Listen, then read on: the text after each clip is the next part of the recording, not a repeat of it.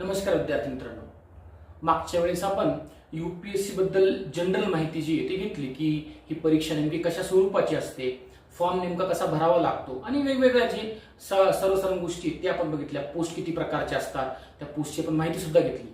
आजचं जे लेक्चर आहे ते म्हणजे पार्ट 2.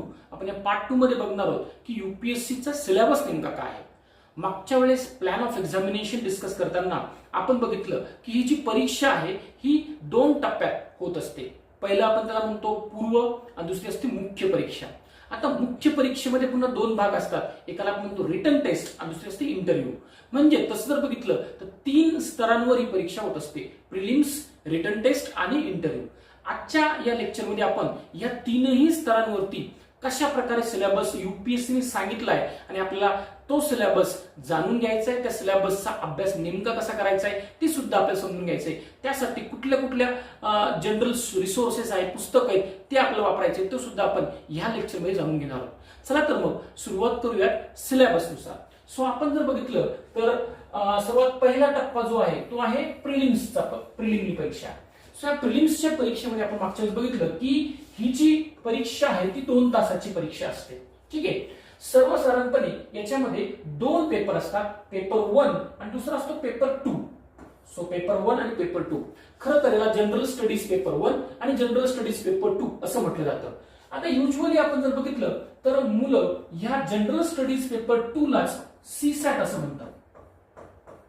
यालाच आपण सीसॅट असं म्हणतो. पण मित्रांनो, हे जाणून घेणं गरजेचं आहे की यूपीएससी मात्र पूर्व परीक्षेलाच सीसॅट असं नाव दिलंय. सो सीसॅट म्हणजे civil services aptitude test. So जी पूर्व परीक्षा आहे त्याचं ओव्हरऑल म्हणजे जीएस पेपर 1 आणि पेपर 2, खरं तर या प्रिलिमिनरी पेपरचंच नाव जे आहे ते सीसॅट ठेवलेलं आहे. ठीक आहे. पण मुलं ह्या पेपर 2 लाच सीसॅट असं म्हणतात. ठीक आहे, आपण बघूया. सो आता सुरुवातीला जो आहे तो पेपर 1 आपण डिस्कस करूयात आणि नंतर मग आपण पेपर 2 डिस्कस करू. आता पेपर 1 आणि पेपर 2 दोन्ही जे आहे ते आपल्याला माहिती आहे 2 तासाचे आहेत. याच्यामध्ये जो जीएस 1 चा पेपर आहे, ठीक आहे, त्याच्यामध्ये आपल्याला 100 प्रश्न जे मल्टिपल चॉईस क्वेश्चन, आपण लास्ट लेक्चरमध्ये बघितलं की पूर्व परीक्षा ही ऑब्जेक्टिव्ह टाईपची असते, मुख्य परीक्षेमध्ये रिटर्न जी असते ती डिस्क्रिप्टिव्ह असते, एसे टाईप असते. आता इथं जे ते आपल्याला माहिती आहे की प्रिलिम जी परीक्षा असते ती काय असते, तर ती ऑब्जेक्टिव्ह टाईप असते. बरोबर आहे. त्या 100 objective type multiple choice question आपल्याला असतील आणि हा जो पेपर 2 आहे इथं आपल्याला 80 प्रश्न असतात. ठीक आहे. आता आपण सुरुवातीला जे ते पेपर 1 जो आहे तो डिस्कस करू. आपल्याला जर पेपर 1 मध्ये आपण बघितलं तर 7 पॉइंट्स दिलेले सिलेबस मध्ये. खरं तर दिसताना हा सिलेबस आपला फार छोटा दिसतो, परंतु मित्रांनो याचा आवाका मात्र फार मोठा आहे. सिलेबस देताना शब्द जे वापरण्यात आलेले ते ऍक्च्युली एवढे व्यापक आहे की त्याच्यातच खूप साऱ्या विषयांचा किंवा खूप साऱ्या चॅप्टर्सचा समावेश होत असतो. त्यामुळेच आपल्याला इन डेप्थ मध्ये जाणून घ्यायचं की नेमकी ही पूर्व परीक्षेमध्ये जीएस पेपर 1 मध्ये नेमके 7 घटक कोणते. तर चला सुरुवात करू. पहिला जो आहे तो सगळ्यात महत्वाचा, तो म्हणजे करंट इव्हेंट्स, ज्याला आपण म्हणतो चालू घडामोडी. मित्रांनो, यूपीएससी मध्ये जेव्हा आपण एका अधिकारी पदावर जात असतो तेव्हा आपल्याला आपल्या आसपास होणाऱ्या जेवढ्या काही घटना आहेत या घटनांची जाणीव असणं फार आवश्यक आहे. म्हणूनच यूपीएससीने जो प्रिलिमचा सिलेबस आहे किंवा मुख्यमध्ये असेल किंवा इंटरव्ह्यू मध्ये असेल या 3ही टप्प्यांवरती करंट इव्हेंटचा फार मोठा रोल आहे. म्हणूनच आपल्याला या परीक्षेमध्ये खरं तरी यूपीएससीची परीक्षाच मुळात ही करंट इव्हेंट बेस्ड असते आणि त्यासाठी आपल्याला पूर्व परीक्षेमध्ये त्यांनी सिलेबस जो दिलेला आहे तो आहे नॅशनल आणि इंटरनॅशनल लेव्हलच्या करंट इव्हेंट्स आपल्याला विचारले जातील. म्हणजे याचा अर्थ असा आहे की तुम्हाला राज्यस्तरीवरचे काही प्रश्न किंवा राज्यस्तरावरचे प्रश्नही विचारतात. जसं की एमपीएससी मध्ये आपण जर बघितलं तर करंट इव्हेंटमध्ये महाराष्ट्र लेव्हलचे करंट इव्हेंट सुद्धा विचारले जातात. परंतु जर यूपीएससी बाबत आपण बघितलं तर यूपीएससीला नॅशनल लेव्हलला म्हणजे भारताच्या स्तरावर कोणकोणत्या नॅशनल इव्हेंट्स होत आहे, कोणकोणत्या चालू घडामोडी होत आहे आणि इंटरनॅशनल लेव्हलला कोणकोणत्या होत आहे. आता याच्यामध्ये कुठल्या आहेत तर कुठल्या प्रकारचे आपल्याला न्यूज महत्वाचे आहेत, तर जसं की पॉलिटिकल असतील. बरोबर आहे. सो भारताच्या लेव्हलला काही पॉलिटिकल घटना होत असतील, राजकीय घटना होत असतील, पॉलिटिकल इव्हेंट्स होत असतील किंवा इंटरनॅशनल लेव्हलला बऱ्याच बघितलं असेल की आपले पंतप्रधान जे ते बऱ्याच देशांच्या व्हिजिट्सला जातात, तिथे बऱ्याच प्रकारचे 2 देशांमध्ये वेगवेगळ्या प्रकारचे करार होतात, व्यापारी करार असतात, कुठल्या प्रकारचे राजकीय करार असतात. तर या अशा वेगवेगळ्या राजकीय घटनांवरती आपल्याला प्रश्न विचारले जाऊ शकतात. दुसरे असतात आर्थिक current events, economic current events, म्हणजे आर्थिक घडामोडी ज्याला म्हणतो आपण. जसं की आपण बघितलं असेल, तुम्ही ऐकलं असेल की बाबा भारताचा जीडीपी जो आहे तो घसरला आहे, बरोबर आहे. ओव्हरऑल आज जर तुम्ही कोरोनाची परिस्थिती बघितली आपण, तो ओव्हरऑल जगाचा जो जीडीपी आहे तो घसरला आहे. पण नेमकं याच्या करंट इव्हेंट असतात, आर्थिक घडामोडी ज्याला म्हणतो आपण, त्या आर्थिक घडामोडी सुद्धा समावेश होत असतो. या व्यतिरिक्त मग काही जॉग्राफिकल घटना असतील, बरोबर आहे. परत आपण बघितलं असेल की इव्हेंट्स, करंट इव्हेंट्स मध्ये वाचता किंवा कुठल्या तरी भारतातल्या कुठल्या तरी राज्यामध्ये कुठल्या तरी नदीला खूप मोठा महापूर आलेला आहे, काही ठिकाणी दुष्काळ पडलेला आहे, भूकंप झालेला आहे. ह्या ज्या काही जॉग्राफिकल घटना असतील, कुठल्या तरी युरोपमध्ये एखाद्या देशामध्ये ज्वालामुखीचा जो स्फोट आहे, व्होल्कॅनो एक्सप्लोजन जे झालेलं आहे आणि त्यामुळे प्रदूषणाची परिस्थिती निर्माण झालेली आहे, अशा बऱ्याच प्रकारच्या ज्या जॉग्राफिकल इव्हेंट्स आहे, एन्व्हायरमेंटल इव्हेंट्स आहे, इन्क्लुडिंग कल्चरल इव्हेंट्स आहे, बरोबर आहे. या व्यतिरिक्त नॅशनल लेवलला आणि इंटरनॅशनल लेवलला जे वेगवेगळ्या प्रकारचे पुरस्कार असतात, बरोबर आहे, जे पुरस्कार दिले जातात, जसं तुम्ही ऐकलं असेल की नोबेल पारितोषिक दिलं जातं, नोबेल प्राइज दिले जातात, तर याच्यावर सुद्धा आपल्याला प्रश्न विचारले जाऊ शकतात. या व्यतिरिक्त जर आपण बघितलं तर नॅशनल इंटरनॅशनल लेवलचे जे ऑर्गनायझेशन असतात, जसं की तुम्ही ऐकलं असेल तुमच्या लेवलला युनायटेड नेशन्स, संयुक्त राष्ट्र, याचा भारत हा सदस्य आहे. तर WTO वर्ल्ड ट्रेड ऑर्गनायझेशन किंवा WHO, आता करोनामध्ये तुम्ही WHO नाव बऱ्याच वेळेस ऐकलं असेल. तर या नॅशनल इंटरनॅशनल लेवलच्या ज्या काही संस्था आहेत त्या नेमकं कसं काम करतात आणि त्यांच्या संबंधित काही न्यूज असतील त्या न्यूज सुद्धा आपल्याला विचारल्या जाऊ शकतात.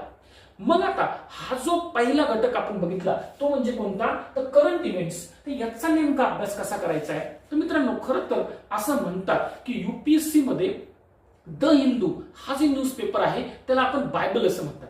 याचं कारण आहे की द हिंदू हे जे न्यूजपेपर आहे तो कुठल्याही करंट इव्हेंटला खूप व्यापकरित्या कव्हर करतो, खूप व्यवस्थित त्याचं अनालिसिस जे दिलं जातं, कुठल्याही गोष्टीचं कन्सेप्च्युअल क्लिअरिटी आपल्याला त्या न्यूजमध्ये होत असते. त्यामुळे युजली UPSC मध्ये असं सजेस्ट केलं जातं की आपण करंट इव्हेंटसाठी द हिंदू हा न्यूजपेपर वापरावा. त्यासोबतच इंडियन एक्सप्रेस हे एक न्यूजपेपर आहे, टाइम्स ऑफ इंडिया हे एक न्यूजपेपर आहे. या व्यतिरिक्त आपण जर बघितलं तर आर्थिक घडामोडी ज्या आहेत, इकॉनॉमिक करंट इव्हेंट्स, ते कव्हर करण्याकरता बिझनेस स्टँडर्ड असेल किंवा बिझनेस लाईन असेल, बरोबर आहे. ह्या ज्या काही इकॉनॉमिक पेपर्स आहेत, न्यूज पेपर्स आहेत, याचा सुद्धा आपल्याला आपल्या अभ्यासात समावेश करायचा आहे. या व्यतिरिक्त ज्या करंट इव्हेंट्स आहेत ऑथेंटिक, त्या म्हणजे कुठे मिळतील, तर आपल्याला जे गव्हर्नमेंटच्याच ज्या वेबसाईट्स आहेत त्या वेबसाईट्स, म्हणजे स्वतः महाराष्ट्र गव्हर्नमेंट असेल किंवा वेगवेगळ्या प्रकारचे इंटरनॅशनल ऑर्गनायझेशन, युनायटेड नेशन्स आहे, WTO आहे, WHO आहे, यांच्या वेबसाईट्स वरती जर काही मटेरियल आपल्याला मिळत असेल ते सुद्धा आपल्याला करंट इव्हेंटच्या तयारीसाठी महत्वाचं आहे. या व्यतिरिक्त अजून आपण जर ऐकलं असेल तर 2 न्यूज चॅनल जे आहेत, सरकारी न्यूज चॅनल, एक आहे राज्यसभा टीव्ही आणि दुसरा आहे लोकसभा टीव्ही, याच्यावर सुद्धा करंट इव्हेंट्स वरती बऱ्याच प्रकारचं चांगल्या प्रकारचं डिस्कशन होत असतं. या व्यतिरिक्त आकाशवाणी, ऑल इंडिया रेडिओ जो आहे त्याच्यावर सुद्धा चांगल्या प्रकारे करंट इव्हेंटचं डिस्कशन होत असतं. हे सुद्धा आपण ऐकलं पाहिजे. त्यासोबतच सरकारचेच 2 मॅगझिन आहेत, ह्या सुद्धा योजना आणि कुरुक्षेत्र नावाच्या 2 मॅगझिन आहेत. ह्या योजना आणि कुरुक्षेत्र या मॅगझिन सुद्धा आपल्याला करंट इव्हेंटच्या तयारीसाठी खूप महत्वाच्या आहे. त्यासोबतच सरकारचंच PIB नावाची एक वेबसाईट आहे, PIB नावाची संस्था आहे. खरं तर तिथं सुद्धा ज्या काही घटना सरकारच्या होतात, सरकार जे काही निर्णय घेतं, ज्या काही कुठल्याही आपल्याला योजना असतील, धोरणं असेल, कुठले कायदे असेल, त्याची एक विस्तृत माहिती, डिटेल डिस्कशन जे ते आपल्याला त्या PIBच्या वेबसाईट दिलेलं असतं. त्यामुळे तो सुद्धा आपल्याला PIBची जी वेबसाईट आहे ती सुद्धा आपल्याला रेग्युलरली आपण व्हिजिट केल्या पाहिजे. या व्यतिरिक्त काही मॅगझिन सुद्धा आहे. पण मित्रांनो, जर मला वाटतं की आपण जर न्यूजपेपर असेल किंवा हे सरकारी वेबसाईट्स असतील किंवा मॅगझिन असतील किंवा न्यूज चॅनल आपण म्हटलं, याचा जर अभ्यास केला तर इतर कुठल्याही प्रकारच्या इतर प्रायव्हेट मॅगझिन्स वाचण्याची गरज पडत नाही. तसंही आपण सुद्धा आपल्या क्लासेसमध्ये प्रत्येक 15 दिवसाला द हिंदू आणि एक्सप्रेस या न्यूजपेपरवर आधारित डिस्कशन घेत असतो. याच्यावर विशिष्ट क्लासेस घेत असतो, जेणेकरून मुलांचं एक कम्प्रिहेन्सिव्ह व्ह्यू मुलांना ह्या न्यूज पेपर मधला यावा. मुलांचं कुठली न्यूज मिस होऊ नये, बरोबर आहे. न्यूज फक्त वाचून फायदा नाही, त्याचं जे डिस्कशन आहे किंवा कन्सेप्ट आहे ते सुद्धा आपल्याला ह्या लेक्चर्समध्ये कव्हर केल्या जातात. त्यामुळं सेपरेट आपण आपल्या क्लासेसमध्ये प्रत्येक 15 दिवसाला करंट इव्हेंटचे सेपरेट लेक्चर्स घेत असतो. आणि म्हणूनच आपल्याला हा सर्वात महत्वाचा त्यामुळे आपण एक सेक्शन आहे पेपर 1 मध्ये, किंबहुना फक्त प्रिलिम्सलाच नाही तर मेन्सला सुद्धा, रिटन टेस्टला सुद्धा आणि इंटरव्ह्यू सुद्धा हा खूप महत्वाचा आहे. ठीक आहे. आता ह्या करंट इव्हेंट्स नंतर आपला पुढचा जो काही सिलेबस मध्ये पॉईंट दिलेला आहे तो म्हणजे हिस्ट्री दिलेला आहे. आता मित्रांनो आपण जर हिस्ट्री बघितलं तर हिस्ट्रीसाठी वापरलंय history of India and Indian national movement. खरं तर हिस्ट्री ऑफ इंडिया इथं त्यांनी स्पेसिफिक मेन्शन केलेलं नाहीये की हिस्ट्री ऑफ इंडिया म्हणजे नेमकं काय. तर याच्यामध्ये आपण असं ग्रह्य धरतो की हिस्ट्री ऑफ इंडिया, जर आपण इंडियन हिस्ट्री बघितली तर 3 भागात आपण त्याला डिवाइड करतो. ते म्हणजे एन्शियंट हिस्ट्री, मिडायवल हिस्ट्री आणि मॉडर्न हिस्ट्री. बरोबर आहे. सो प्राचीन भारत, मध्ययुगीन भारत आणि आधुनिक भारत या 3 भागात आपण त्याला डिवाइड करतो. सो जी एन्शियंट हिस्ट्री आहे, इन्क्लुडिंग एन्शियंट हिस्ट्रीमध्ये आर्ट अँड कल्चर हा सुद्धा एक खूप महत्वाचा भाग आहे ज्याच्यावर आपल्याला दरवर्षी प्रश्नांची संख्या जास्त आहे. मित्रांनो दरवर्षी मागच्या 5 ते 6 वर्ष आपण जर पेपर अनालिसिस केलं तर हिस्ट्री हा खूप क्रुशियल काय म्हणतो आपण सब्जेक्ट जो आहे तो पूर्व परीक्षेत होतोय. त्यात पण जर आपण बघितलं तर मॉडर्न हिस्ट्रीपेक्षा एन्शियंट हिस्ट्रीवर खूप जास्त भर आयोगाने दिलेला आहे, युपीएससीने दिलेला आहे. त्यामुळं एन्शियंट हिस्ट्री ही आपल्याकरता खूप महत्वाची ठरते. खरं तर तो सिलेबस जर आपण एकदा व्यवस्थित वाचला तर चांगल्या प्रकारे आपण ते कव्हर करू शकतो.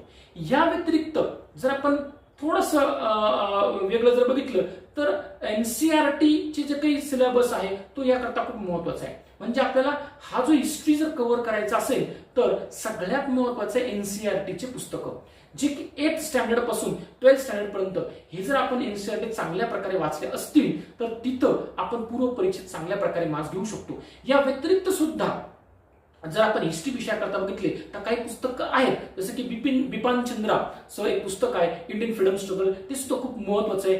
ग्रोवर अँड ग्रोवर हे सुद्धा एक पुस्तक आहे, ते सुद्धा महत्वाचं आहे. स्पेक्ट्रम पब्लिकेशनचं एक अहिरे सरांचं पुस्तक आहे, ते सुद्धा खूप महत्वाचं आहे. सो हे सुद्धा इतर सोर्सेस आहे जे आपल्याला पूर्व परीक्षेच्या तयारीसाठी करायचे आहेत, हे वाचायचे आहे. पण यात मुख्यतः मला असं वाटतं पर्सनली आपण एनसीईआरटीवर खूप जास्त भर देणं आवश्यक आहे. त्यासोबतच जर आपण महाराष्ट्रातले स्टेट बोर्डचे काही निवडक पुस्तकं जे आहेत, सिलेक्टेड बुक्स जे आहेत ते सुद्धा आपण वाचायला पाहिजे. म्हणजे हिस्ट्री हा सुद्धा खूप महत्वाचा बीट आहे आणि दरवर्षी यावर जी प्रश्नांची संख्या आहे विचारणारी ती सुद्धा वाढत चालली. त्यामुळं हा सब्जेक्ट आपल्याला चांगल्या प्रकारे करून घ्यायचा आहे.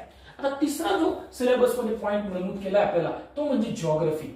आता या जिओग्राफीमध्ये जर आपण बघितलं तर 2 प्रकारचे जिओग्राफी आपल्याला दिलेली आहे. एक आहे इंडियन जिओग्राफी म्हणजे भारताचा भूगोल आणि दुसरा आहे वर्ल्ड जिओग्राफी जगाचा भूगोल.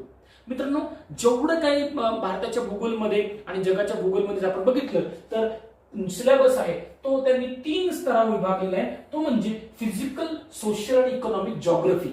आता जिओग्राफीमध्ये जर थोडंफार तुम्ही 10वी पर्यंत वाचलं असेल तर geography is actually divided into 3 parts. First is what? The physical geography, second is social geography and third is economic geography. The physical geography म्हणजे काय? The physical structure जसं की माउंटन्स असतील, बरोबर आहे, पीक्स असतील, रिव्हर्स असतील, फॉरेस्ट असेल, बरोबर आहे, या सगळ्यांना मिळून प्लॅट्यूज असतील, बरोबर आहे, कॉन्टिनेंट्स असेल, ओशन्स असेल, सी असेल, बरोबर आहे, या सगळ्यांना मिळून आपण काय म्हणतो तर फिजिकल जिओग्राफी म्हणतो. बरोबर आहे. यासोबतच आपण जर बघितलं तर इकॉनॉमिक जिओग्राफी आपण महत्वाचा मुद्दा आहे. जसं की इंडस्ट्रीज आहेत, इंडस्ट्री हा इकॉनॉमिक जिओग्राफीचा भाग आहे. ऍग्रिकल्चर आहे सुद्धा इकॉनॉमिक जिओग्राफीचा भाग आहे. यासोबत सोशल जिओग्राफी म्हणजे काय तर वेगवेगळ्या ट्राईब्सचा अभ्यास, बरोबर आहे, नंतर कुठल्याही विशिष्ट रिजनचा लिटरसी रेट असेल, बरोबर आहे, किंवा सेक्स रेशो असेल, याचं डिस्ट्रीब्युशन कसं असेल, हा सुद्धा जो आहे तो सोशल जिओग्राफीचा भाग आहे. तर ओव्हरऑल डिटेल जेव्हा आपण ऍक्च्युअल आता आज आपण डिस्कस करताना फक्त सिलेबस डिस्कस करतोय, जेव्हा प्रत्येक फॅकल्टी येऊन आपल्याला त्या सेक्शन बद्दल सांगणार तेव्हा ते अजून डिटेलमध्ये आपल्याला सांगतील की फिजिकल जिओग्राफीत नेमके किती चॅप्टर्स आहेत, इकॉनॉमिक जिओग्राफीमध्ये किती चॅप्टर्स आहेत आणि सोशल जिओग्राफीमध्ये किती चॅप्टर्स आहेत. तर हा डिटेल जे ती फॅकल्टी आपल्याला त्यावेळेस सांगेलच. आता या 2 लेवल आहे म्हणजे इंडियन लेवललाही आपलं जिओग्राफी आहे आणि वर्ल्ड लेवलला कॉन्टिनेंट्स आहेत, वेगवेगळ्या देशांचे जे काही रिव्हर्स आहेत, तिथले माउंटेन पीक्स आहेत, तिथले सीज आहेत, यावर सुद्धा प्रश्न विचारले जातात. इव्हन इंटरनॅशनल लेवलला वेगवेगळ्या देशांच्या इंटरनॅशनल बॉर्डर्सवर बऱ्याच वेळेस प्रश्न आलेले आहेत. मित्रांनो म्हणून जिओग्राफीसाठी मॅप हा खूप महत्वाचा आहे, ॲटलास खूप महत्वाचा आहे. आपल्याकडं जेव्हा जिओग्राफीचे सर तुम्हाला येतील तेव्हा ते डिटेल्स तुम्हाला कुठले पुस्तकं वापरायचे ते सुद्धा सांगतील. पण ओव्हरऑल जर आपण बघितलं तर ऑक्सफोर्डचा एक ॲटलास आहे, तो ऑक्सफोर्डचा किंवा ओरिएंट लॉंगमनचा एक ॲटलास आहे. मुलं हे ॲटलास घेतात आणि ॲटलासवरतीच बरेचसे प्रश्न मॅप बेस आपले प्रश्न घेत असतात. या व्यतिरिक्त जनरल प्लस जिओग्राफीमध्ये कुठलं कुठले पुस्तकं वापरायची ती सुद्धा सर तुम्हाला सांगतील, त्याची लिस्ट तुम्हाला वेगळी दिली जाईल. परंतु तत्पूर्वी एनसीईआरटीची पुस्तकं आहे 8वी ते 12वी हे सुद्धा आपल्याला जिओग्राफीसाठी खूप महत्वाचे आहेत. 8 ते 12 स्टँडर्ड पर्यंत सगळे जिओग्राफी आपल्याकरता महत्वाचे आहे. आता पुढचा जो भाग आहे तो आहे Indian polity, constitution and governance. मित्रांनो खरं तर 10th लेवलला 12th लेवलला ग्रॅज्युएशन करत असताना कॉन्स्टिट्यूशन हा शब्द आपण ऐकलेला असतो, परंतु अनफॉर्च्युनेटली मी म्हणेल की आपल्याला कॉन्स्टिट्यूशन ऍज अ सब्जेक्ट कुठेही इन्क्लूड केलेला नाहीये.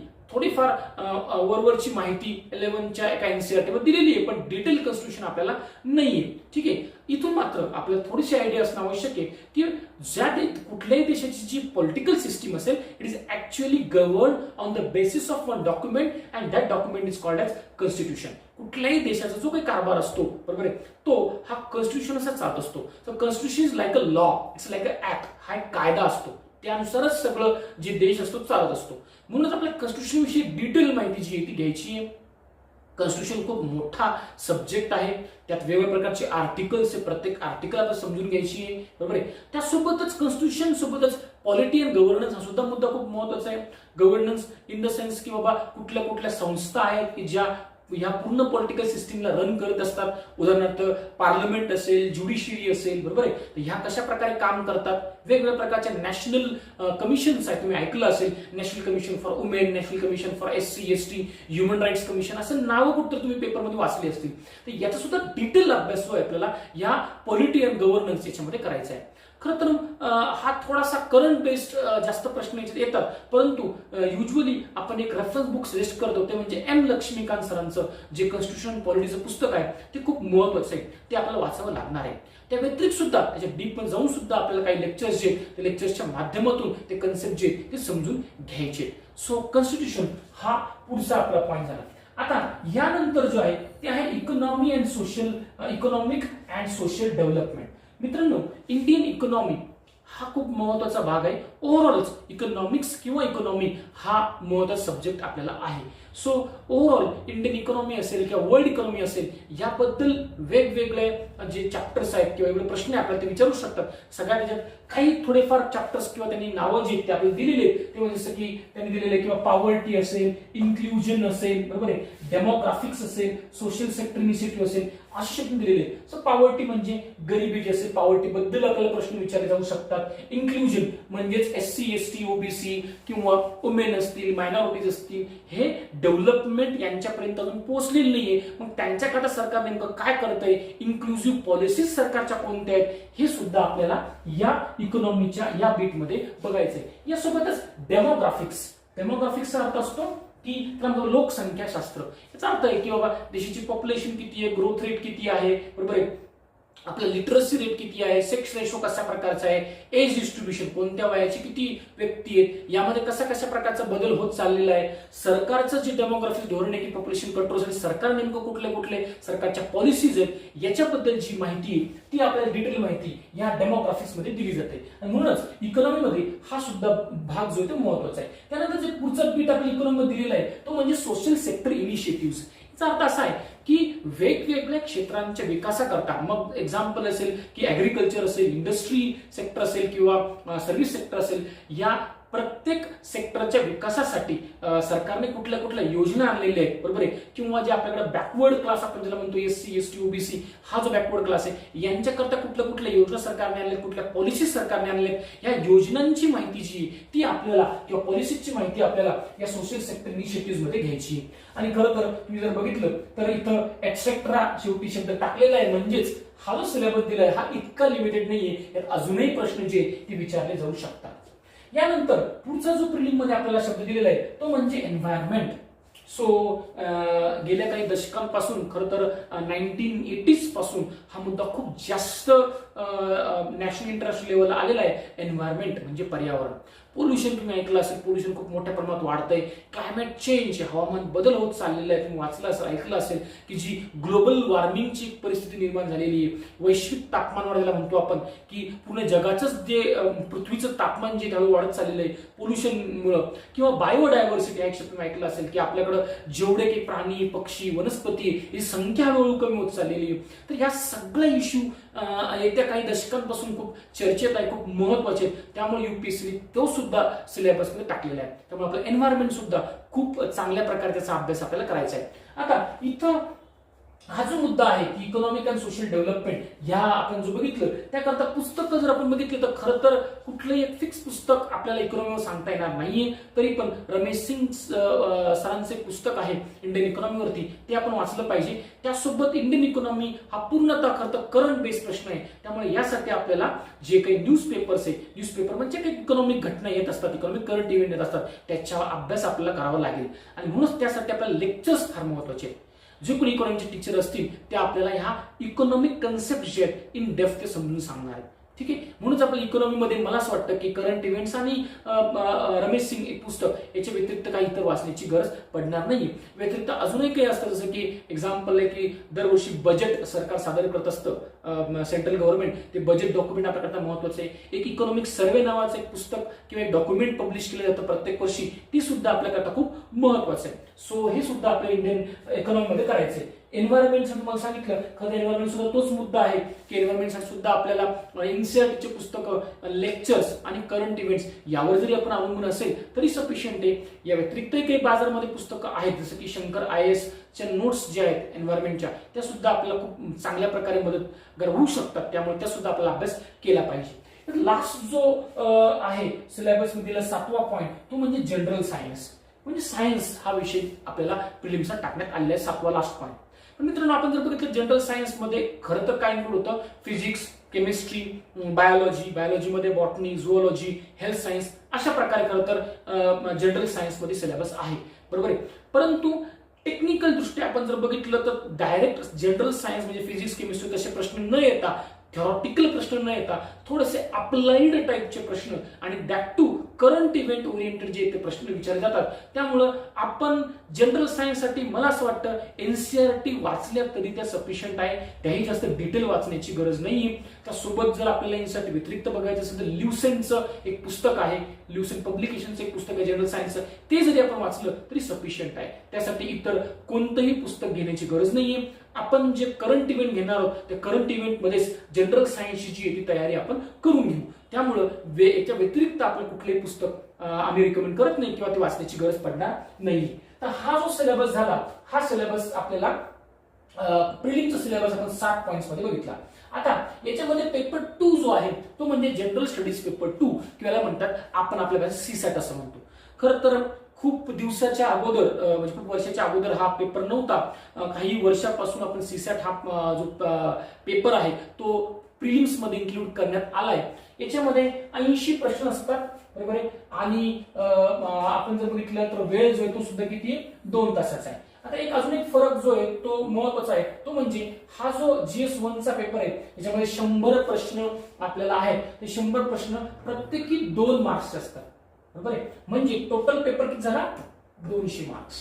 सो 200 मार्क्सचा पेपर आहे जनरल स्टडीज पेपर 1, कारण इथं 2 मार्काला एक प्रश्न आहे, 100 प्रश्न आहे. आपण जर पेपर 2 बघितलं तर पेपर 2 मध्ये मात्र 80 प्रश्न आहे आणि आपण प्रत्येक प्रश्नाला 2.5 मार्क्स आहे, 2.5 मार्क्स इच. म्हणजेच हा सुद्धा जो पेपर आहे तो सुद्धा किती मार्क्स आहे 200 मार्क्स. म्हणजे टोटल जर आपण प्रिलिम्स बघितलं दोन्ही मिळून 400 मार्काचा पेपर आहे. प्रिलिम्स काय आहे 400 मार्काची आहे. परंतु आपण मागच्या वेळेस डिस्कस करणार, आज सुद्धा डिस्कस करणार आहोत की मार्क्स धरताना मात्र ह्या पेपर 2 चे मार्क्स तर फायनल मेरिट मध्ये काउंट केल्या जात नाही. म्हणजे तुम्ही पास प्रिलिम मध्ये व्हाल किंवा तुम्ही सिलेक्ट व्हाल मेन्ससाठी, हे पूर्णतः कशावर अवलंबून आहे तर पेपर 1 च्या स्कोरवर. म्हणजे 200 पैकी तुम्हाला किती मार्क्स पडतात यावरच तुमचं मेरिट ठरणार आहे. तुम्हाला पेपर 2 फक्त क्वालिफाईंग नेचरचा आहे. याला काय म्हणतात क्वालिफाईंग नेचरचा आहे. क्वालिफाईंग म्हणजे तुम्हाला मिनिमम इथं 33% मार्क्स घ्यावे लागतात. म्हणून याला म्हणतो आपण it will be a qualifying paper. म्हणजे याचे मार्क्स म्हणजे 200 पैकी तुम्हाला किती मार्क्स पडले हे मार्क्स मेरिट मध्ये काउंट होत नाही. तुम्हाला मिनिमम 33% मार्क्स इथं पडायला हवेत. ठीक आहे. नंतर तुमचं पेपर 1 चे मार्क्स जे ते मेरिट साठी काउंट होते. मात्र जर तुम्हाला 33% मार्क्स पडले नाहीत म्हणजे तुमचा अगोदर पेपर 2 चेक होतोय, लक्षात घ्या. सीसॅट सेकंड पेपर जो आहे तो चेक होतो आणि ह्या पेपरमध्ये तुम्हाला 33% मार्क्स पडले नाहीत तर मात्र तुमचा पेपर 1 चेक होत नाही. म्हणूनच आपल्याला अगोदर महत्वाचं आहे की इथं मिनिमम 33% मार्क्स आपण घ्यावे हा अपेक्षित आहे. आता याच्यामध्ये आपण जर बघितलं तर 6 पॉइंट्स आपल्याला दिलेले आहेत. तो एक सगळ्यात महत्वाचा जो आहे ज्याचे जास्तीत जास्त प्रश्न येतात ते म्हणजे कॉम्प्रिहेन्शन. तो कॉम्प्रिहेन्शनचा अर्थ काय? अंडरस्टँडिंग, आकलन ज्याला म्हणतो आपण. सो आकलन किंवा कॉम्प्रिहेन्शन कसं, दिस इज अ लिंग्विस्टिक कॉम्प्रिहेन्शन. म्हणजे कशाचं आकलन आहे तर लँग्वेजचं आकलन आहे. तर याच्यामध्ये आपल्याला पॅसेज दिले जातात. आता काही पॅसेज एक्सक्लुझिव्हली इंग्लिशमध्ये आहेत आणि काही पॅसेज मात्र इंग्लिश आणि हिंदीमध्ये. तर आपल्याला प्रत्येक पॅसेज खाली काही प्रश्न दिलेले आहेत आणि त्या प्रश्नांची उत्तर, ऑब्जेक्टिव्ह प्रश्नांची उत्तर आपल्याला द्यायची. म्हणजे ओव्हरऑल हा passage followed by question, multiple choice question अशा प्रकारचे इथं प्रश्न येतात. आणि मॅक्झिमम 80 प्रश्न जर बघितले आपण त्या 80 मध्ये मॅक्झिमम प्रश्न हे कॉम्प्रिहेन्शनचे असतात. म्हणजे पॅसेज फॉलोड बाय क्वेश्चन्स. आणि म्हणूनच इथं आपली लिंग्विस्टिक स्किल जी आहे की इंग्लिश आपल्याला किती येतं किंवा आपल्याला हिंदी जी लँग्वेज ती किती येते यावर आपले प्रश्न अपेक्षित असतात. ठीक आहे. आता यानंतर दुसरा जो मॅथ्स रिलेटेड पोर्शन आहे जसं की लॉजिकल रिझनिंग हा आहे किंवा आपण त्याला म्हणतो जनरल मेंटल ॲबिलिटी आहे किंवा बेसिक न्यूमरसी आहे. बरोबर, कॅल्क्युलेशन्स म्हणजे मॅथ्स आणि रिझनिंग ज्याला आपण म्हणतो. तर मॅथ्स आणि रिझनिंगचे थोडेफार प्रश्न जे ते आपल्याला इथं येत असतात. सो उरलेले प्रश्न म्हणजे कॉम्प्रिहेन्शन सोडून बाकीचे जे ते मॅथ्स आणि रिझनिंगचे प्रश्न आहेत. यात काही प्रश्न 5 ते 8 प्रश्न व्हेरिएबल असतात. ते असतात डिसिजन मेकिंग वरती. मित्रांनो हा सुद्धा खूप महत्वाचा आणि इंटरेस्टेड पार्ट युपीएससीने ऍड केलेला आहे पेपर 2 मध्ये. तो म्हणजे आपण जेव्हा कुठल्याही पदावर जातो, IAS, IPS, IRS, IFS कोणत्याही पदावर जातो तर आपल्याला खूप महत्वाचे डिसिजन्स घेतले जातात. खरं तर हे पदच डिसिजन मेकिंगचं आहे. तुम्ही डिसिजन मेकिंग किती चांगलं करू शकता याच आहे. आणि म्हणूनच कुठलाही जो ऑफिसर असेल त्याला एक चांगलं डिसिजन घेता आलं पाहिजे. आणि मग त्याची थोडीशी झलक जी आहे ती आपल्याला दिसते की आपल्याला केस स्टडीज दिले जातात, काही उदाहरणं दिली जातात, काही एखादी काल्पनिक हायपोथेटिकल सिच्युएशन दिली जाते आणि त्या हायपोथेटिकल सिच्युएशन मध्ये how you are taking decisions, appropriate decisions ते बघितलं जातं की तुम्ही योग्य डिसिजन कसं घेता हे बघितलं जातं. आणि म्हणूनच इथं 5 ते 8 प्रश्न आपण म्हणून डिसिजन मेकिंगचे आपल्याला दिले असतात आणि त्यावर काही ऑब्जेक्टिव्ह प्रश्न असतात की बाबा या परिस्थितीमध्ये तुम्ही कुठले डिसिजन घ्याल आणि बेस्ट डिसिजनला जास्त मार्क्स, थोडंसं कमी खालचं डिसिजन असेल त्याला कमी मार्क्स, अशा प्रकारची मार्किंग सिस्टीम असते. सो इथं डिसिजन मेकिंग आणि प्रॉब्लेम सॉल्विंग हा सुद्धा खूप महत्वाचा आहे. Problem solving in the sense तुम्हाला एखादा केस स्टडी दिली, एखादं उदाहरण दिलं, हायपोथेटिकल सिच्युएशन दिली ती प्रॉब्लेमच्या स्वरूपात आहे आणि तो प्रॉब्लेम तुम्ही कशा प्रकारे सॉल्व्ह कराल. ठीक आहे, अशा प्रकारचे प्रश्न आपला असतात. सो उदाहरणार्थ बाबा की तुम्ही कलेक्टर आहात आणि तुमच्या जिल्ह्यामध्ये सपोज तुम्हाला एक धरण बांधायचं, खूप मोठं धरण बांधण्याची परवानगी द्यायची. परंतु धरण बांधताना बरेच शेतकऱ्यांची जमिनी जाणार आहेत, शेतकऱ्यांचं पूर्णपणे जे कुटुंब आहे ते शेतीवर अवलंबून आहे. बरोबर आहे, ते जमीन आपल्याला हस्तगत करावं लागणार आहे. पण त्याचसोबत हे धरण बांधताना गावच्या गावं जे त्या गावांना आपल्याला पाणी पुरवठा होणार आहे, शेतीला पाणी पुरवठा होणार आहे. म्हणजे एकीकडं शेतकऱ्याच्या जमिनी जाणार, दुसरीकडं शेतकरी आणि गावातील लोकांचा जे पाण्याचा प्रश्न आहे तो सुद्धा सुटणार आहे. म्हणजे तर दोन्ही गोष्टी. तर अशा कंडिशन मध्ये ह्या कंडिशन तुम्ही कोणतं डिसिजन घ्याल, तुम्ही त्या धरण बांधण्याची परवानगी द्याल, काय कराल, अशा प्रकारचे प्रश्न आपल्याला असतात. सो हे जे त्याला आपण डिसिजन मेकिंग आणि प्रॉब्लेम सॉल्विंग म्हणतो. आपण या पेपर 2 मध्ये ऑलरेडी मी डिस्कस केलं की हा जो आहे तो क्वालिफाईंग नेचरचा आहे. 33% आपल्याला प्रश्न मार्क्स इथं पडणं अपेक्षित आहे. मित्रांनो आपण सांगितलं की हा पूर्ण पेपर जो आहे तो ऑब्जेक्टिव्ह टाइपचा आहे, मल्टिपल चॉईस क्वेश्चन्सचा असणार आहे. सो ओव्हरऑल आपण जर बघितलं तर हा प्रिलिमचा सिलेबस आहे. सो युजली आपण जर बघितलं तर 200 पेपर 1 आणि 200 पेपर 2, 400 मार्क्स हा प्रिलिम्स परीक्षा आहे. परंतु मी तुम्हाला सांगितल्याप्रमाणे पुन्हा एकदा सांगतो की मार्क्स काउंट होताना फक्त पेपर 1 चेच मार्क्स जीएस पेपर वर म्हणजे 200 मार्क पैकी तुम्हाला किती मार्क्स पडले हेच मेरिट साठी काउंट होतात. पेपर 2 चे मार्क्स काउंट होत नाही. ते क्वालिफाईंग नेचर आहे, तिथं फक्त तुम्हाला 33% मार्क्स घेणं अपेक्षित आहे.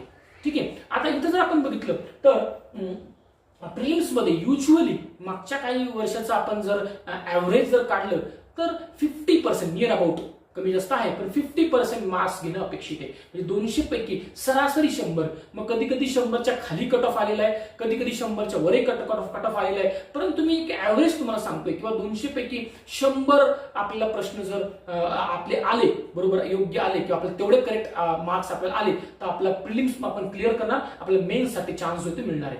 याच्यात सुद्धा कॅटेगरी वाईज सुद्धा कट ऑफ खाली येऊ शकतो, की SC ST OBC असेल तर अजून एक 5-5 10-10 मार्कचा जो फरक पडू शकतो, त्या कॅटेगरी वाईज कट ऑफ थोडासा खाली येतो. यात मी अजून एक मुद्दा तुम्हाला ऑलरेडी सांगितलाय, मागच्या वेळेस आपण लेक्चरमध्ये डिस्कस केला की प्रिलिम्स मध्ये निगेटिव्ह मार्किंग असते 0.33, म्हणजे 1/3 मार्क्स रिड्यूस होतात.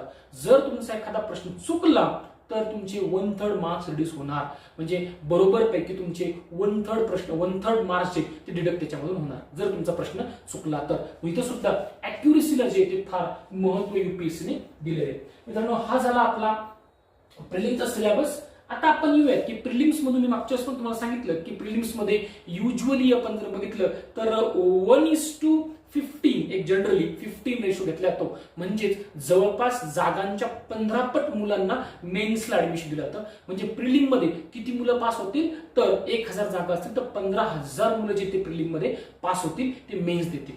ठीक आहे. आणि कशाच्या बेसवर तुम्हाला सांगितलं, GS पेपर 1च्या मार्क्सवर, आणि ते पण युजली सांगितलं तुम्हाला 50% मार्क्स आपल्याला पाहिजे असेल.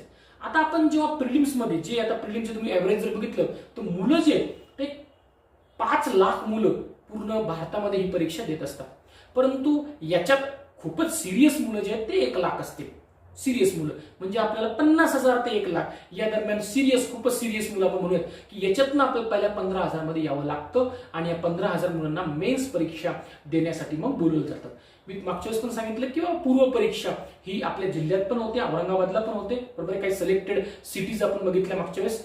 मात्र मुख्य परीक्षा म्हणजे प्रिलिम पास झाल्यानंतर ही फक्त आणि फक्त मुंबईला जी येते, महाराष्ट्र फक्त एकच सेंटर मुंबईला, आपल्याला मुंबईला बोलवलं जातं आणि मुंबईला आपण हे जे मेन्सचे परीक्षा देत असतो. चला तर मग आता आपण बघूयात की मेन्स परीक्षेचं स्वरूप नेमकं काय आहे. थोडाफार जो आपण काय म्हणू ओव्हरव्ह्यू जो आहे मागच्या वेळेस घेतलेला आहे, पण डिटेल जो आहे तो आपण बघूयात की कुठल्या कुठल्या प्रकारचं याच्यामध्ये असणार आहे. सो सगळ्यात महत्त्वाचा पहिला जो आहे तो आहे की आपण सांगितलं की 2 असतात, लँग्वेजचा पेपर असतो, त्याला आपण म्हणतो क्वालिफाईंग पेपर. लास्ट वेळेस पण मी डिस्कस केलं की तुम्हाला एक इंडियन लँग्वेज कोणतीही घ्यावी लागते आणि एक इंग्लिशचा पेपर आहे, बरोबर आहे.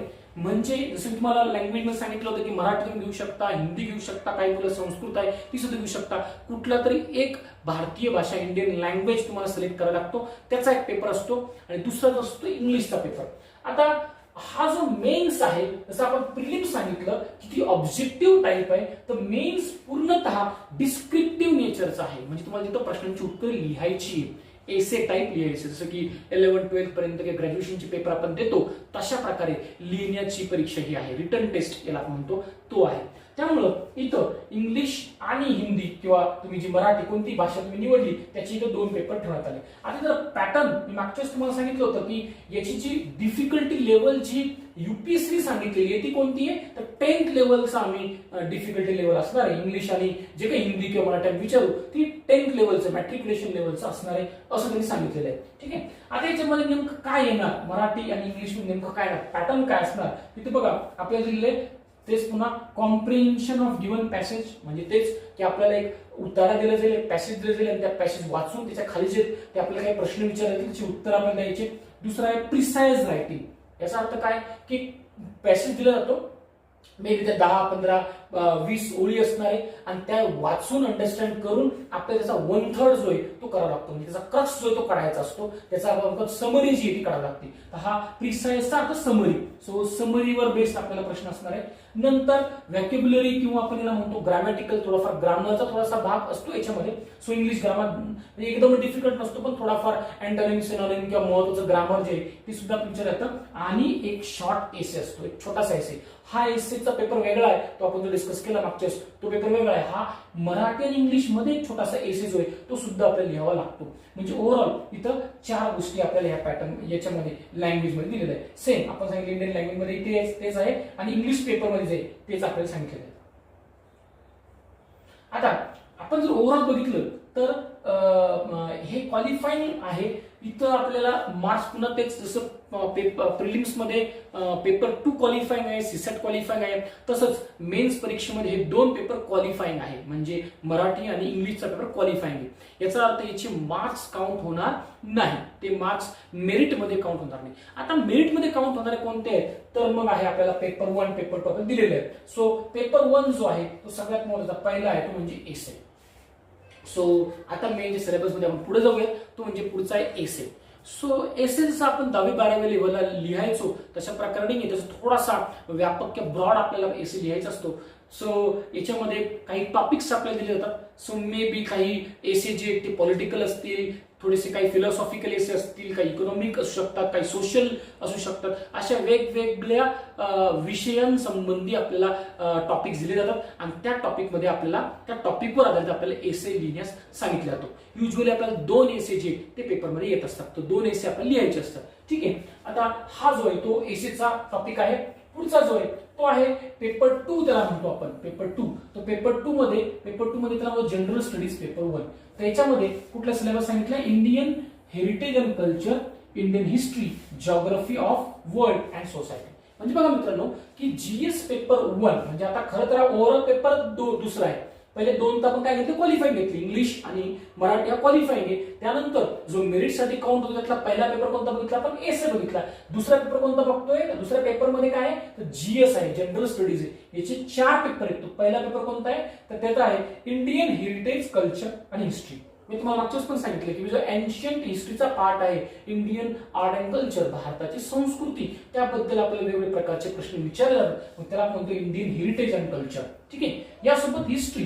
सो जसं की मॉडर्न हिस्ट्री असेल तर आपल्याला मॉडर्न हिस्ट्रीवर काही प्रश्न विचारले जाऊ शकतात. इव्हन फक्त मॉडर्न हिस्ट्रीच नाहीये, तर आपल्याला मॉडर्न हिस्ट्री व्यतिरिक्त पोस्ट इंडिपेंडन्स हिस्ट्री सुद्धा विचारल्या जाते. आपण इथल्या डिटेल सिलेबस मध्ये जाणार नाहीये. आपण जे ऍक्च्युअल लेक्चर स्टार्ट करणार आहोत त्यामध्ये आपण बघूया की या पेपर 1 मध्ये तिथे रिस्पेक्टिव्ह जी काही फॅकल्टी असेल ती त्या विषयाची संबंधित फॅकल्टी तुम्हाला डिटेल मध्ये काय काय आपल्याला मेन्सचा सिलेबस आहे ते सांगेल. पण ओव्हरऑल पेपर 2 मध्ये जनरल स्टडीज पेपर 1 मध्ये आपल्याला हिस्ट्रीचा पोर्शन आहे, आर्ट अँड कल्चर आणि हिस्ट्री. तुम्हाला सांगितलं की मॉडर्न हिस्ट्री आणि post independence history. Post independence history म्हणजे 1947 म्हणजे आफ्टर इंडिया गॉट इंडिपेंडन्स, त्याच्यापासून इंडिपेंडन्स पासून आजपर्यंत कुठल्या महत्वाच्या पॉलिटिकल इकॉनॉमिक इव्हेंट झालेले आहेत त्याच्यावर आपल्याला प्रश्न विचारू शकतात. त्यानंतर हिस्ट्री नंतर दुसरा कोणता ऍड झालेला आहे, जिओग्राफी. तर जिओग्राफी ऑफ वर्ल्ड हा आपल्या इथे सिलेबस टाकलेला आहे. आणि तिसरा आहे इंडियन सोसायटी. सो सोशियोलॉजी किंवा सोशल इश्यूज वर आपल्याला काही प्रश्न विचारू शकतात, जसं की व्हायलन्स अगेन्स्ट वुमेन असेल किंवा अॅट्रॉसिटीज अगेन्स्ट शेड्यूल्ड कास्ट असेल किंवा मायनॉरिटीज असेल, ह्युमन राईट्स इश्यू असतील, अशा काही प्रकारचे प्रश्न जे ते आपल्याला विचारले जाऊ शकतात. सो तो मुद्दा जो आहे तो आहे पेपर जनरल स्टडीज पेपर 1 मध्ये. सो हा डिटेल सिलेबस आहे, आपण नंतर जो आहे तो डिटेल मध्ये बघणार आहोत. आता यानंतर जो आहे तो आहे पेपर 3, ओव्हरऑल पेपर 3 किंवा याला म्हणतो आपण जनरल स्टडीज पेपर 2. ठीक आहे. सो हा नेमका जो आहे पेपर 2 मध्ये आपल्याला जसं आपण प्रिलिम्स मध्ये सुद्धा बघितलं तो म्हणजे काय, governance, constitution and polity. So हा जो प्रिलिम्स सुद्धा बघितलं तर सिलेबस आहे. फक्त इथं डिस्क्रिप्टिव्ह प्रश्न आपले येणार आहे की कॉन्स्टिट्यूशनवर आधारित काही प्रश्न आहेत किंवा इंडियन पॉलिटिक्स रिलेटेड काही प्रश्न आहेत, गव्हर्नन्स रिलेटेड काही प्रश्न असतील, बरोबर आहे. सो हे आपले इथे विचारले जातील. कॉन्स्टिट्यूशन ऑफ इंडिया, भारताचं जे संविधान आहे त्याचे जे वेगवेगळे आर्टिकल्स आहेत त्या आर्टिकलमध्ये आपले जे राईट्स दिलेले आहेत त्या राईट्सवर आपल्याला काही प्रश्न विचारले जातात. तुम्ही बघितलं असेल की खूप इश्यू सध्या चालू आहे, तुम्ही ऐकलं वाचलं असेल पेपरमध्ये तर की एखाद्याने फेसबुकवर काही पोस्ट केलं आणि त्याच्या विरुद्ध सरकारने गुन्हा दाखल केला, बरोबर आहे. किंवा एखाद्या न्यायालयाविरुद्ध काहीतरी बोललं, जसं की मागचे प्रशांत भूषण ऍडव्होकेट जे आहेत त्यांनी न्यायालयाविरुद्ध स्टेटमेंट केलं, तर मग हा जो आहे तो आर्टिकल 19 कॉन्स्टिट्यूशन मधला तो म्हणजे freedom of speech and expression याचा तो भाग आहे, बरोबर आहे. मग याच्यावर कॉन्ट्रोवर्सी होते की बाबा घटनेने तर आपल्याला कोणत्याही संस्थेवर टीका करण्याचा अधिकार जो दिलेला आहे, परंतु त्याला काही रिस्ट्रिक्शन पण आहेत. तर असे वेगवेगळे इश्यू जे आहेत ते इश्यूवरती आपल्याला प्रश्न विचारू शकतात. तर डिटेलमध्ये जे ते नंतर बघायचंय ते म्हणजे गव्हर्नन्स, कॉन्स्टिट्यूशन, पॉलिटी. यासोबतच आहे सोशल जस्टिस, नंतर आहे international relations. So IR. So इंटरसोल्युशन खूप महत्वाचं आहे की इंडिया, भारत आणि भारताचे जे काही नेबरिंग कंट्री, पाकिस्तान असेल किंवा बांगलादेश असेल, श्रीलंका असेल, म्यानमार, नेपाळ, भूटान, चायना असं जसं तुम्ही ऐकलं असेल की सध्या इंडिया चायनाचा खूप जास्त वाद चालू आहे. तर मे बी मेन्स परीक्षेमध्ये, रिटन टेस्टमध्ये आपला हा प्रश्न विचारू शकतात की बाबा इंडिया चायना रिलेशनशिप बद्दल तुमचं काय मत आहे, किंवा कशा प्रकारे बॉर्डर इश्यू आहे, कुठल्या बॉर्डर डिस्प्यूट आपले आहेत आणि ते सॉल्व्ह करण्याकरता इंडिया काय ट्राय करतो वगैरे वगैरे. यासोबतच इंडिया अँड द वर्ल्ड म्हणजे भारत आणि जग याच्यावर सुद्धा प्रश्न असतात किंवा इंडिया अमेरिका रिलेशन असेल, इंडिया रशिया रिलेशन असेल, इंडिया इस्रायल रिलेशन असेल, इंडिया फ्रान्स रिलेशन असेल, अशा प्रकारचे काही प्रश्न आपल्या इंटरसोल्युशन मध्ये विचारले जाऊ शकतात. किंवा भारत जो आहे, India India is a member country of most of the organisation like United Nation, WTO, ह्या ज्या संस्थांचे सदस्य आहे त्याच्यावर सुद्धा आपल्याला प्रश्न विचारू शकतात. सो इंटरसोल्युशन मध्ये त्यावर आपल्याला प्रश्न विचारणार. हा जनरल स्टडीज पेपर 2 जो आहे त्यामध्ये आपल्याला हे प्रश्न विचारू शकतात. आता पेपर 3 जो आहे, सो पेपर 3 जो आहे तो पेपर 3 हा याच्यामध्ये काय काय येणार आहे तो बघूयात आपण. याच्यामध्ये पहिला आहे सायन्स अँड टेक्नॉलॉजी आणि economic development, biodiversity and environment आणि internal security and disaster management. So इथं 4 ते 5 टॉपिक्स एकत्र केलेले आहेत. त्यानंतर आपण जनरल स्टडीज पेपर 3, GS चा पेपर 3 आहे आणि ओव्हरऑल किती आहे पेपर 4. पेपर 4 का झाला कारण ह्यात एक ऍड काय केलेलं आहे आपण, एसे ऍड केलेला आहे, बरोबर. सो आता याच्यात बघू की सायन्स अँड टेक्नॉलॉजी.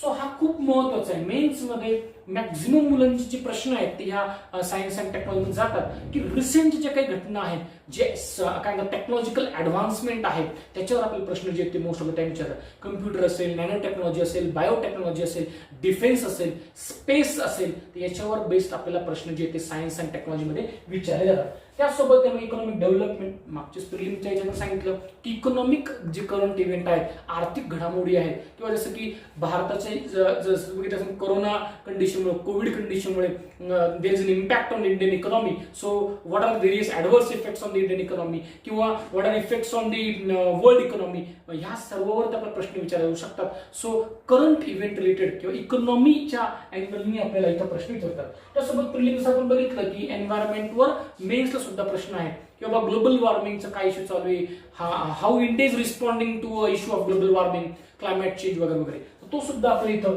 महत्वाचा आहे. त्यासोबतच इंटरनल सिक्युरिटीचा इश्यू आहे, तो सुद्धा महत्वाचा आहे. जसं की टेररिझमचा इश्यू भारतामध्ये, नक्सलिझमचा इश्यू भारतामध्ये, तर इंटरनल सिक्युरिटीचे जे काही इश्यू आहेत त्याच्यावर आपण प्रश्न विचारू शकतो की भारत कशा प्रकारे या सिक्युरिटी थ्रेट्सला जो आहे तो रिस्पॉन्ड करतोय. त्यासोबत डिझास्टर मॅनेजमेंट, खरं तर हा एक टॉपिक आहे जो खूपच महत्वाचा आहे. कारण जेव्हा तुम्ही IAS होणार आहे तर IAS हा जिल्हा लेवलला खरं तर डिझास्टर मॅनेजमेंटचा ऑफिसर असतो, बरोबर आहे. तो पूर्ण त्या जिल्हा लेवलला जेवढे काही डिझास्टर्स येतात, आपत्ती येते, बरोबर आहे, त्याचा तो कंट्रोल करत असतो. सो मग कुठल्या असतील, फ्लड्स असतील किंवा ड्रॉट्स असतील, किंवा आता जो मोठा पॅन्डेमिक आला, आजार झाला कोरोनाचा, तो डिझास्टर असेल की कुठल्याही प्रकारचे डिझास्टर, या डिझास्टर मॅनेजमेंटवरती आपल्याला प्रश्न जे ते विचारले जाऊ शकतात. सो तो जो आहे तो सुद्धा हा या जनरल स्टडीज पेपर 3 चा जो तो भाग आहे. आता लास्ट याच्यामध्ये जो पेपर जनरल स्टडीजचा पेपर 4 आहे, याला जनरल स्टडीज पेपर 4 म्हटले आपण. ओव्हरऑल पेपर किती आहे, पेपर 5th आहे.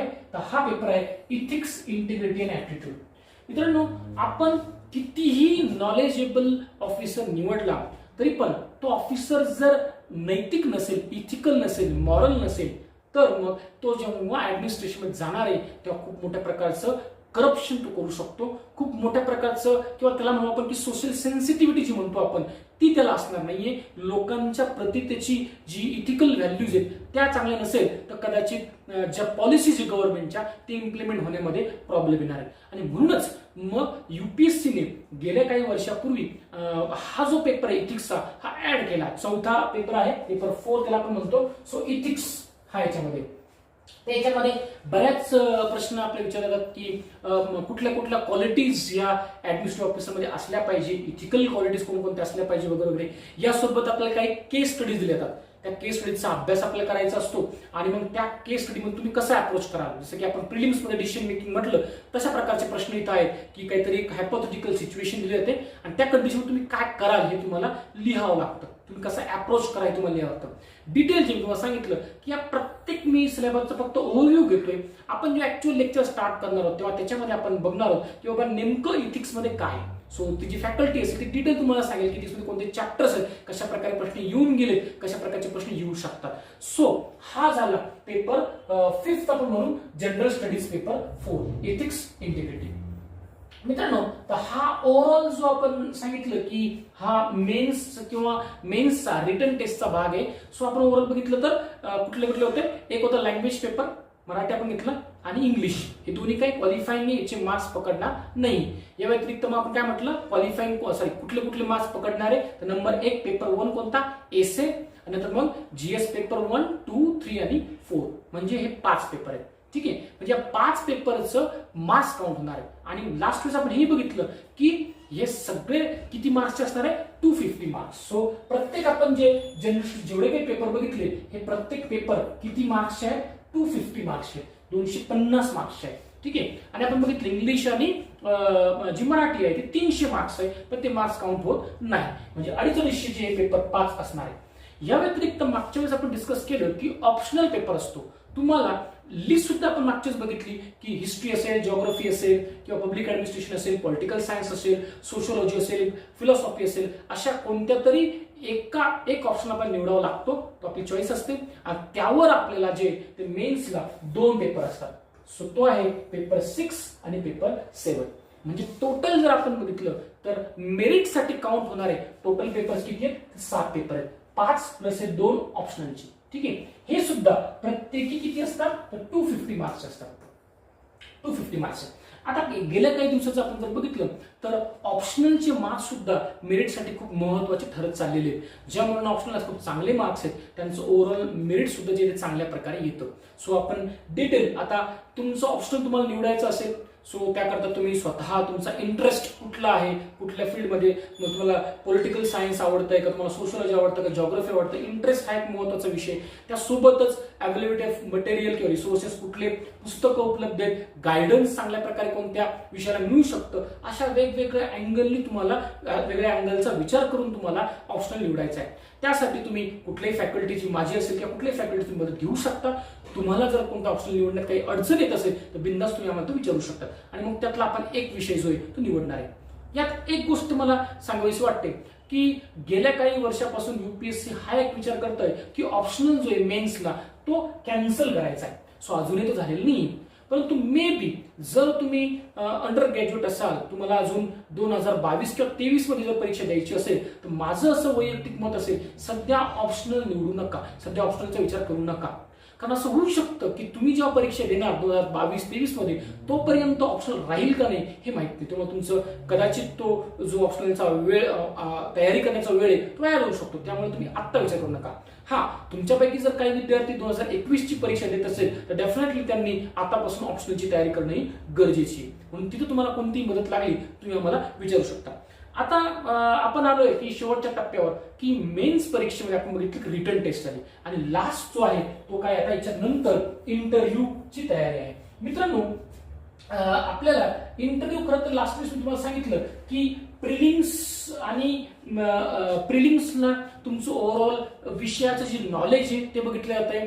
मेन्स रिटन पेपर जे आपण आता बघितले 7 पेपर, त्यामध्ये तुमचं अंडरस्टँडिंग कन्सेप्च्युअल कसं आहे, तुम्ही त्या नॉलेजचं ऍप्लिकेशन कसं करताय, तुमचं ओपिनियन कशा प्रकारचं आहे, अशा प्रकारचे जे काही ते तुम्हाला तिथं मेन्समध्ये रिटन टेस्टमध्ये तुमची ती क्वालिटीज आहेत ते विचार घेतले जाते की ते बघण्याचं काम त्यांचं असतं.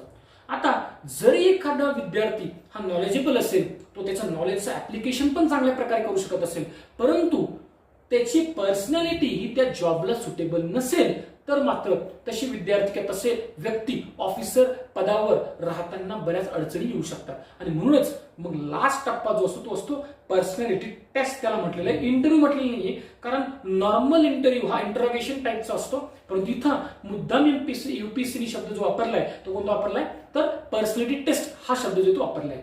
आता इथं तुमची ओव्हरऑल पर्सनॅलिटी ट्रेट जो आहे, तुमचा कॉन्फिडन्स आहे, तुमच्या क्वालिटीज आहे, सिन्सिअरिटी आहे, हंबलनेस आहे, बरोबर आहे, तुमचं विषयाबद्दलचा जो जजमेंट म्हणतो आपण, बॅलन्स ऑफ जजमेंट आहे, अलर्टनेस आहे, मेंटल अलर्टनेस, अशा वेगवेगळ्या क्वालिटीज तुमच्या जज केल्या जातात.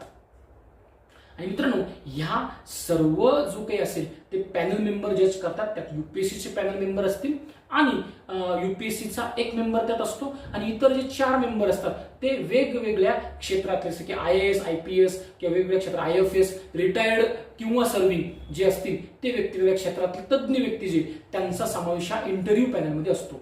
मी तुम्हाला मागच्याच पण सांगितलं की बाबा पूर्व परीक्षा ही औरंगाबादला होते, मुख्य परीक्षा मेन्स ही मुंबईला होते, पण जी इंटरव्ह्यूला आहे ती इंटरव्ह्यू ही कुठं होते तर दिल्लीला ढोलपुर हाऊसचे UP सेंटर आहे, तिथं आपल्याला इंटरव्ह्यूसाठी जावं लागतं. आता मेन्स मध्ये मी आपण मागच्या डिस्कस केलं की बाबा प्रिलिम्स मधून मेन्स साठी 15,000 मुलं घेणार आहेत. आता मेन्सचे 15,000 रिटर्न टेस्ट देणारे मुलं, 15,000 मुलं देणारे, त्यातले 1:3.5 किंवा 4 या प्रमाणात इंटरव्ह्यूसाठी मुलं सिलेक्ट केले जातील. म्हणजेच जर 100 जागा असतील तर 3,000 ते 3,500 मुलं जे ते आपल्याला कुठं क्वालिफाय होतील तर ते इंटरव्ह्यूसाठी क्वालिफाय होतील. म्हणजेच या 15,000 मधून पुन्हा 3.5 ते 4,000 मुलं जे ते इंटरव्ह्यूसाठी बोलवले जातील. ठीक आहे. आणि मग या मुलांचा इंटरव्ह्यू जो आहे तो ढोलपुर हाऊस ज्याला आपण म्हणतो दिल्लीला, तिथं हे यांची इंटरव्ह्यू टेस्ट होणार आहे. मित्रांनो, आता फायनल मेरिट म्हणजे तुमचं फायनल मेरिट जे लागणार आहे मेन्स परीक्षा म्हणजेच रिटन टेस्ट प्लस इंटरव्ह्यू, या दोन्हींचे मार्क्स कंबाईन होणार आणि टोटल तुम्हाला जो आपण दोन्हीचा काउंट केला मागच्या बघितलं 2025 मार्क्स टोटल आहेत. या 2025 पैकी तुमचे किती मार्क्स पडले यानुसार तुमचं मेरिट ठरणार आहे आणि यानुसार तुम्हाला पोस्ट मिळणार आहे. मी तुम्हाला सांगितलं की बाबा जवळपास 1,000 जागा असतात. त्यातही आपण बघितलं तर IAS 150 जागा, IPSच्या व्हेरिएबल जागा असतात, परंतु एक ओव्हरऑल 150, IPS 200-250 जागा असतील. अशा प्रकारे तिथं एक नंबर ऑफ सीट्स जे आहेत ठेवलेले आहेत. इथं तुम्हाला किती मार्क्स पडतात त्यानुसार आपल्याला प्रेफरन्स जो आहे तो भरावा लागतो. इथं मेन्स परीक्षेच्या वेळेस जेव्हा आपण मुख्य परीक्षा रिटन टेस्ट जेव्हा देतो तेव्हा फॉर्म भरतानाच आपल्याला प्रेफरन्स द्यावे लागतात.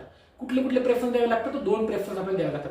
एक प्रेफरन्स जो आहे तो आहे कुठला तर स्टेट कॅडर्स कोणकोणते की मला एखादी सर्व्हिस जर मिळाली तर मी कुठल्या स्टेटमध्ये काम करणार. सो सगळे जे स्टेट आहे त्या स्टेटची नावं आपल्याला द्यावी लागतात की मला महाराष्ट्र फर्स्ट, महाराष्ट्र नाही लागला तर मग गुजरात मला पाहिजे किंवा मग तिसरा तामिळनाडू पाहिजे वगैरे वगैरे अशी प्रकारची लिस्ट तुम्ही देता. आणि दुसरा जो आहे तो आहे की प्रेफरन्स ऑफ पोस्ट, किंवा मला सुरुवातीला सगळ्यात जास्त इंटरेस्ट जो IAS आहे तर मला पहिलं IAS साठी कन्सिडर करावं, नंतर IPS साठी कन्सिडर करावं, की तिसरं माझं IFS असेल. अशा प्रकारे ऑब्विसली की तुम्हाला तुमच्या मार्क्स नुसारच मिळणार आहे. जर तुम्ही IAS अगोदर प्रेफरन्स दिला असेल आणि तुम्हाला तेवढे मार्क्स नाही पडले तर मे बी IAS नाही मिळणार, तर खालचा जो तुमचा प्रेफरन्स असेल तो म्हणजे IPS तो तुम्हाला मिळेल. म्हणजे तुमच्या मेरिटनुसार तुम्हाला एक IAS मिळेल किंवा IPS मिळेल किंवा IFS मिळेल. अशा पोस्ट जवळपास 24 पोस्ट जे आहेत मी तुम्हाला मागच्या वेळेस सांगितलं होतं की 24 पोस्ट किंवा 24 पदांची जी ती याच्यामध्ये जी रिक्रुटमेंटची होत असते.